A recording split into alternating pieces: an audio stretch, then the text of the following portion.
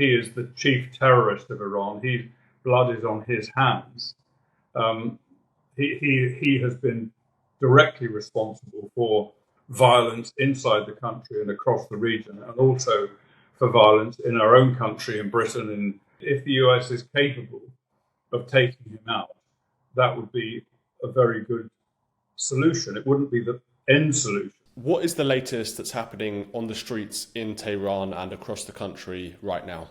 Well, the protests that have been going on now for about 2 weeks are getting increasingly bloody. And we've seen, we don't know how many, there are estimates between 500 and up to 10,000 or more people, protesters, killed by the regime. But it's so hard to get any estimate of exactly the numbers. And it's so hard to understand exactly what is going on right now because of the, to a large extent, internet blackout, although I understand that Elon Musk is working now, or has worked to an extent, to achieve Starlink coverage, give at least some internet there. But it's a situation that is quite difficult to get a handle on. The regime is clearly fighting for its life. They're not going to give up. They're not going to go down without a massive struggle, probably an even bigger struggle than they've already had. There's talk that they brought in some mercenaries from different places, including possibly Turkish mercenaries, into Iran to help suppress those people who are rising up. That may or may not be the case. We don't know, but there's a great deal of activity still happening, and unfortunately, a great deal of civilians' blood has been spilt. And why is this happening now? Well, I think the media would have you believe that this is all about standard of living and economy, etc. And of course that plays into it, because the Ayatollahs have they've run down the economy, they've mismanaged the economy from the start, they've invited sanctions onto themselves, which has brought economic disaster. They've been spending vast amounts of money on building up their proxies, their terrorist proxies around the region that should have been spent in the country. One of the major issues is shortage of water, and that's because of mismanagement of water supply by the regime. So that is in fact part of the cause. It's not the main cause. I think the cause is that the very ruthless repression and subjugation of everyone in Iran by the regime and by the Islamic Revolutionary Guard Corps and other elements of the regime that have been keeping their foot on people's throats for a very long time. We've seen previous uprisings, some major. The last major one, I think, was 2019. We've seen others. This looks like being perhaps the most serious from the regime's point of view, and perhaps the one with the greatest chance of success. I would say that the proximate cause of this really was the US and Israeli bombing campaign in defense of Israel in June last year, the 12-day war, in which the Iranian nuclear machine was largely dismantled. A large amount of the ballistic missile armory was taken out, and their capability of manufacturing ballistic missiles. And quite a lot of people at the top level of the regime, not the very top level, but particularly IRGC commanders and some ministers and some nuclear scientists were also taken out in that war. That totally humiliated Iran. Iran initiated the war, of course, by attacking Israel. But Iran fought back as well during the war, doing relatively little damage. Some people were killed in Israel. One is too many, but fortunately there weren't a huge number compared to the effort Iran was putting into it. Israel managed to knock out most of the missiles that were heading toward, and drones that were heading towards Israel. And of course, the effect of that was to expose the regime as a paper tiger in regional threat terms. Of course, it didn't deny the regime the ability to repress and murder its own people, which we've seen it doing. But it did show the people that the regime is weak, the regime was exposed. And I think that, it took a bit of time, it took a number of months, but I think that then led to the situation we're seeing today almost directly. Do you believe that this situation is a sort of Tiananmen Square in which the regime continues and basically gets away with mass murder of protesters? Or is this a Berlin Wall moment where it comes down and the regime will collapse? I would see it more as a Berlin Wall moment, although I don't think I would confidently predict that we're going to see the collapse of the regime in the immediate future. We might well do. I don't think anyone can reliably predict what's going to happen. It does depend to quite a large extent on the United States and Israel. Probably the United States in the forefront and Israel maybe more in the background. But it does depend on those countries, I think, taking action against the regime to achieve a number of things. First of all, to try to prevent the regime from attacking its own people. Now that's very hard, given that the rebellion is widespread across the country, and there are small elements and larger elements of the regime's apparatus of suppression who are killing Iranians now. And how do you actually stop that happening? I don't think that's within the capabilities of the US or Israel. But I think more strategic and well-calibrated strikes, possibly taking out the Ayatollah himself, if that's achievable, taking out senior commanders, hitting important IRGC and other regime infrastructure, all of which could contribute to stopping what's going on now. It could cause that something like that could cause. It could deter the IRGC. It could cause elements within the regime, including the IRGC, the army, some of the other militias, to turn against the regime itself, to switch sides and join with the protesters. That is a possibility that could arise as a result of US military action. The second benefit of US military action is to effectively to encourage the protesters and show them, because they have very little.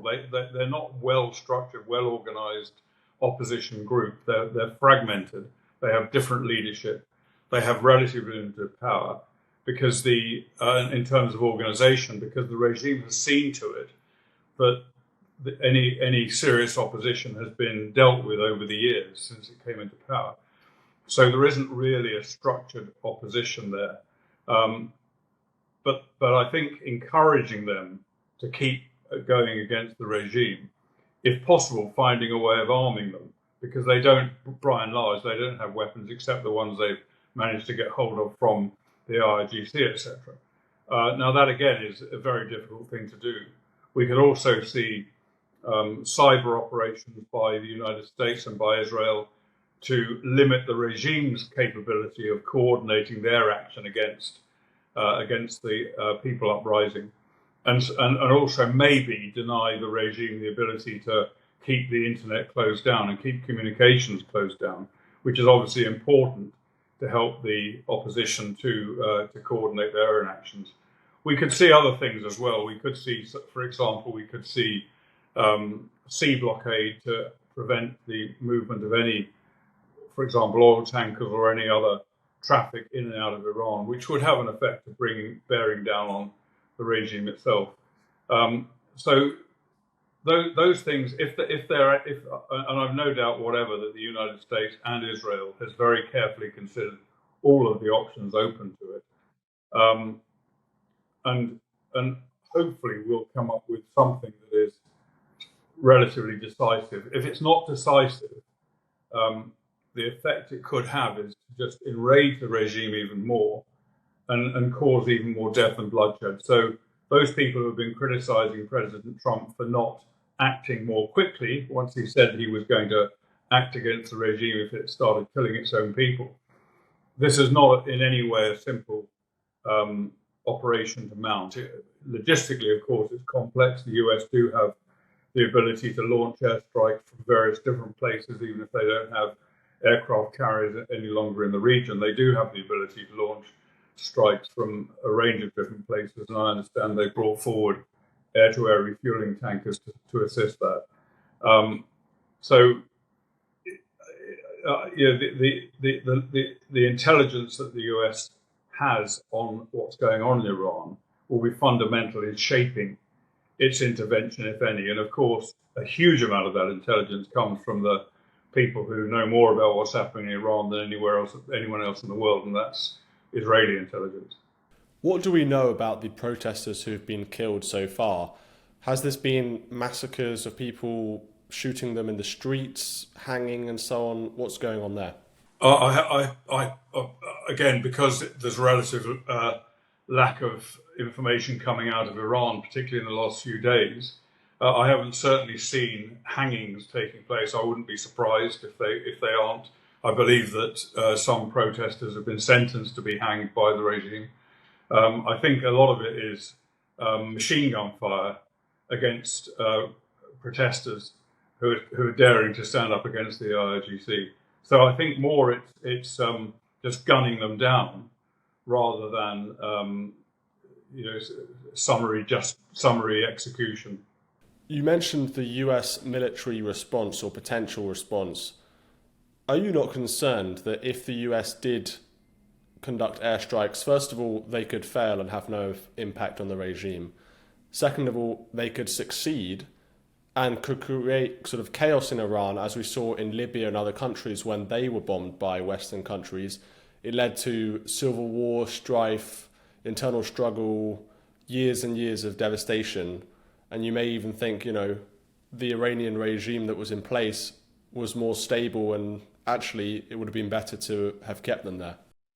Yeah, you make a very good points there. And I think, first of all, an American operation that achieved nothing except maybe to provoke the regime further would be pretty disastrous, both in terms of the people in Iran and in terms of US credibility in the region.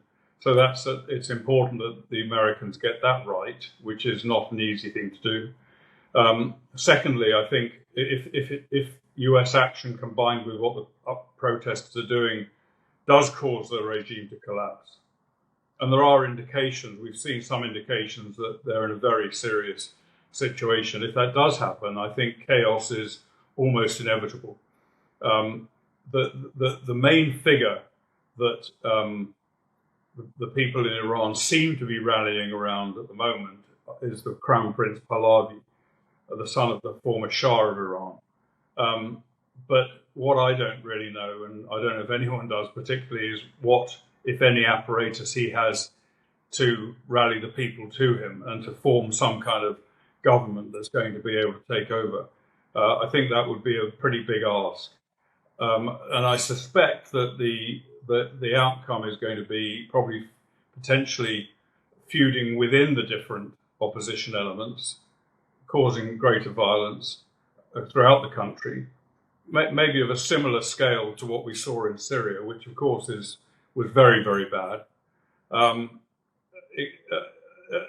Unless something happens, like, for example, the army taking over. If the army managed to take over from the regime, and the army is weaker than the IRGC as an organization, but it's not, as far as I understand it, the army is not strong supporters of the regime. So it's possible that could occur, and the army might impose some kind of order there, which again is likely also to lead to an element of chaos. But I think, in answer to your question, yes, of course, if the regime remained in place, we would see greater stability. We would also see long-term suffering of the people in Iran who, as I've said before, have been repressed ever since the regime came into power. They want rid of them. So it would be a bad outcome for the people of Iran. It would also be a bad outcome for the region, because while the regime may have some stability and have had stability, the regime is also extremely dangerous. And we've seen the consequences of their action in Gaza, in Lebanon, in Syria itself, and also in Yemen. So, there's not going to be a neat and tidy outcome to this. But I would estimate that whatever happens, ultimately it's going to be a better outcome than simply allowing the continuation of the regime. One option that people were talking about is a US a US military strike on the Ayatollah himself to basically assassinate the leader of Iran. Do you think that that should happen? I certainly think it should happen. It's perfectly legitimate war objective for the Americans. If you call a strike or series of strikes a war, it's certainly legitimate. He is the chief terrorist of Iran. Blood is on his hands. He has been directly responsible for violence inside the country and across the region, and also for violence in our own country, in Britain, in other countries around the world through his proxies. So yeah, if the US is capable of taking him out, that would be a very good solution. It wouldn't be the end solution, because of course potentially there are replacements. But as we've seen in other places, when the headman falls, sometimes the entire edifice collapses around it. Does this situation remind you of the Iranian Revolution in 1979? In some ways, I think it's actually, as I understand it, it's actually greater violence now, and more potentially. As I said before, we don't really know the numbers, but more Iranians killed than in '79. I think one striking part about it is that the revolution in 1979 began with the rising up of market traders against the Shah. And market traders may sound to us like a few people selling apples or old clothes down the street or something like that. But these people, the Iranian market traders in Tehran, are actually very wealthy, powerful, influential people. And their uprising, I think, was largely responsible for the success of the revolution in 1979. And again, it was the same group of people that began this uprising just over 2 weeks ago. So yeah, there are similarities. And again, I think people say, well, there is no single point of leadership to rally to in Iran at the moment, which I think is true. Back then, there wasn't really either. Ayatollah Khamenei, the successor to Ayatollah Khomeini, the predecessor of Ayatollah Khamenei, was pretty much largely unknown in Iran at the time that the revolution occurred. He managed to put in place a structure and organization to elevate himself to power. So we might be surprised to see something like that occurring this time as well. The historian Neil Ferguson wrote this on X. I sincerely wish this were the Iranian 1989. It's not. We are watching a heroic attempt at counter-revolution against a regime that has no compunction about massacring its own citizens. Sadly, history offers few examples of such attempts succeeding, even with foreign support. It sounds like you disagree with his analysis there. He's making the argument that the Iranian regime is strong, they don't mind killing their own citizens, not much can remove them. I don't really disagree with that at all. I think he's probably absolutely right. And I think, we will probably be witnessing a miracle if this regime does collapse, even with US intervention. I think without US intervention, backed by the Israelis, I think we're definitely going to see this uprising fail. It's possible that there could be some success if the US significantly intervene. But, as I mentioned before, that's not necessarily going to lead to the land of milk and honey in Iran overnight. I think it's going to lead to, it could well lead to the continuation of the Ayatollahs. It could lead to some kind of replacement regime, the same thing painted in different colours, in the hope of appeasing people, particularly internationally. Or it could simply lead to the regime remaining in place, or to a lengthy period of chaos. So I think Noah Ferguson is pretty much accurate in what he's saying. How do you respond to those who say this is actually just another neocon Bush Obama era attempt to cause chaos in the Middle East from this moralistic perspective of trying to impose liberal democracy on a country that's never going to accept that, and this is a continuation of a failed policy or foreign policy that hasn't been working for the last 30 years if Trump goes in and does the airstrikes or, commits to some kind of military action? Well, my understanding of what Trump is thinking about is not installing a new regime in Iran or bringing in democracy. You may well be right that that's the very idea of a democratic government in Iran is outside the possibility of what could occur there. That could well be right, but I don't think that's Trump's objective. My understanding of it is that Trump has seen what the Ayatollahs have been wreaking on the Iranians, and is simply acting to help the Iranian protesters and the people who are rising up. I don't think I mean, who knows what goes on inside the White House, but as far as I can see, I don't think he's got any idea of imposing a specific new democratic institution into Iran. I don't think he could achieve that, and I think it's unlikely he's going to want to achieve that. But again, I'd come back to the fact that supporting the protesters in this uprising, they're going to keep uprising anyway.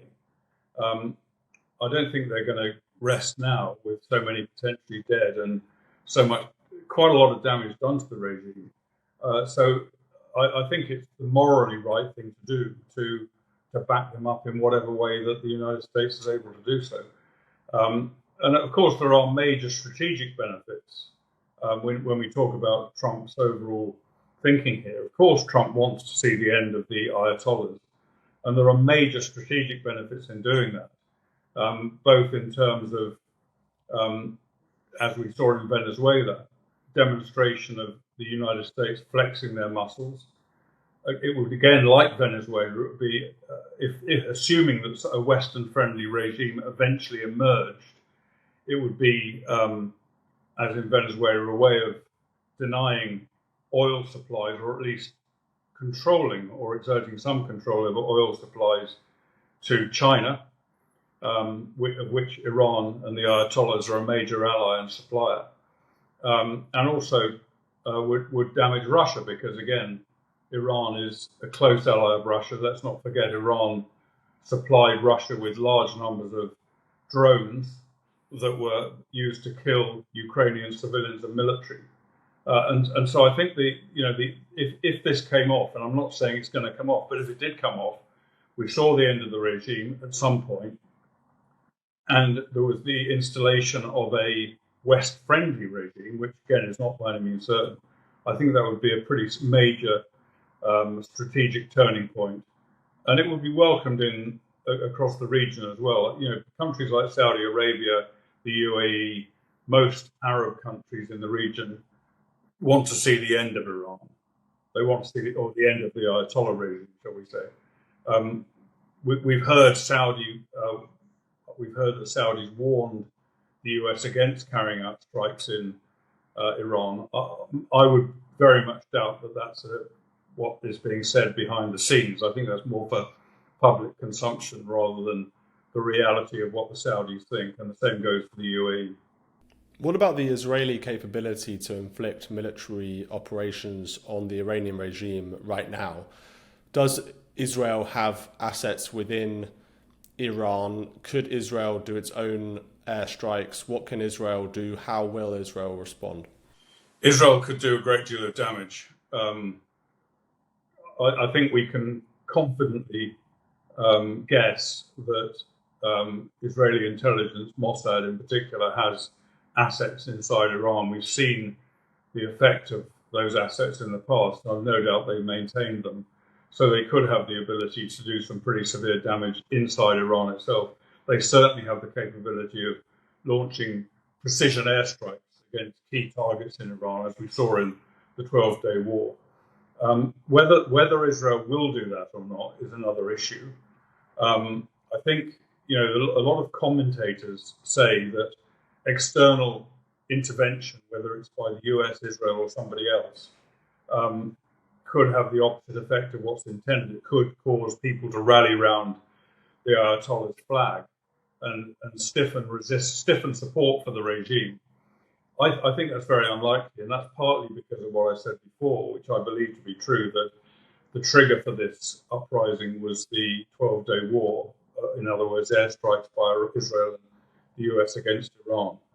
I'm doubtful in this particular case. It might apply in other cases. I think in this particular case, I'm very doubtful that it could cause the strengthening of the regime.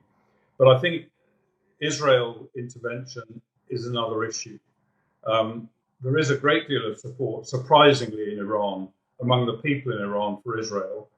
And I say surprisingly because they've been subjected to decades of anti-Israel rhetoric and anti-Israel indoctrination from the Ayatollahs. But that doesn't seem to have taken root in Iran in the same way as it has in other places. I'm sure there are plenty of people who hate Israel, but there's also plenty of people that support Israel, I think, and want to see Israel and Iran friends again. But I would say that maybe the best place for Israel to become involved in this is in behind-the-scenes support for the United States. We don't know, maybe they will join with the US. But Israel, there's another issue in relation to Israel as well. And let's assume that the regime comes out of this relatively intact. Then the regime still presents a big threat to Israel. I'm in Israel now, and we've seen in the last couple of days, we've seen a lot of indications that Israel is bracing itself again for some kind of attack against it from Iran. The Ayatollahs have threatened that. There are indications that the Israelis are taking it seriously. And so there is a constant threat against Israel from Iran. And even if the regime remains in place, that threat will not, well, it won't go away. And so I think whatever happens, whatever the outcome of this is, there's every likelihood that Israel will have to carry out more strikes against Iran in the future, even if it's not directly in relation to this uprising, but more in terms of hitting Iran's ballistic missile capability, which the Ayatollahs have been doing their best to rebuild since the 12-day war. I don't think that applies yet to the nuclear program. I don't believe, as I understand it, that that the Ayatollahs have made any major attempts at restoring that program. But if they stay in power, the chances are they will. So I think all the while this regime is in power, Israel will be obliged in the future to carry out attacks to prevent Iranian assault against its own country. And can you give us an update of what's going on in Israel with the Gaza ceasefire? Has that ceasefire held? Do you expect the war to restart? The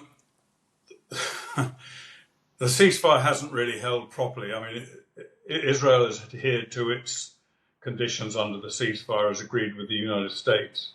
Hamas, of course, have not, and they've rejected a key undertaking that was imposed upon them to disarm and demilitarize the area of Gaza they now control.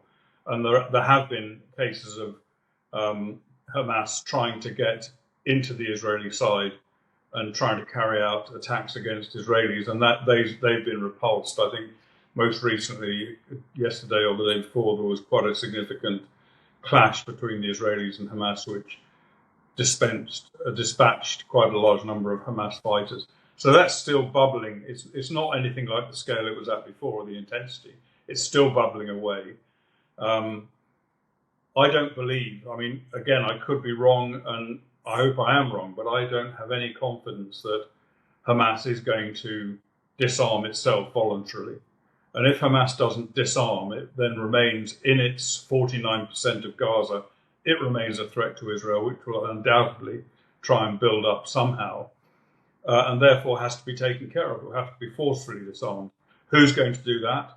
Certainly not, in my opinion, again, I could be wrong, but certainly not any international stability force, which was proposed under the Trump plan.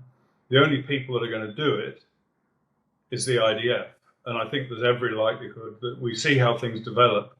Israel, I think, is very keen to allow Trump's plan as much time as possible to succeed. And then we will see, I think, Israel eventually going in, maybe in the coming days, weeks or months, Israel going back into the Hamas-controlled area of Gaza to disarm Hamas forcefully. Okay, Richard Kemp, thank you so much for joining us. My pleasure.